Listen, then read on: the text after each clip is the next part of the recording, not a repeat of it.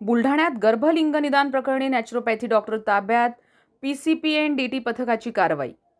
बेकायदा गर्भलिंग निदान केल्याच्या संशयावरून सुंदरखेडमधील तार कॉलनीतील एका नॅचरोपॅथी डॉक्टरच्या घरावर जिल्हा शल्य चिकित्सकांच्या आदेशानुसार PCPNDT पथकानं 6 नोव्हेंबरला छापा मारून या डॉक्टरला पोलिसांनी ताब्यात घेतलं असून डॉक्टरवर गुन्हा दाखल करण्यात आलाय। बुलढाणा शहराला लागूनच असलेल्या सुंदरखेड येथील तार कॉलनीमध्ये डॉक्टर कैलास गवई हा नॅचरोपॅथी घरातच अवैधरित्या गर्भलिंग निदान करत होता।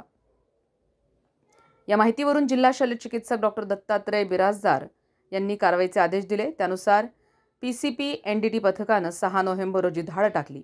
यावेळी कैलास गवेला ताब्यात घेऊन चौकशी करून बुलढाणा शहर पोलीस ठाण्यात गुन्हा दाखल करण्यात आलाय। जिल्हा सामान्य रुग्णालय बुलढाणा येथील CS साहेब तसेच बुलढाणा शहर पोलीस यांच्या संयुक्त कारवाईतून काल अवैध लिंग निदान करण्याकरिता जे सेंटर चालवत होते तिथे रेड करून 2 आरोपींना अटक करण्यात आलेली आहे। त्यांच्याविरुद्ध गुन्हा दाखल करून त्यांना कोर्टात पाठवण्यात आलेले आहे। त्यांना पुढील तपासकामी PCR मिळालेला आहे। सर, आरोपींची नावे काय आहेत? रोहिदास जाधव आणि कैलास गवई।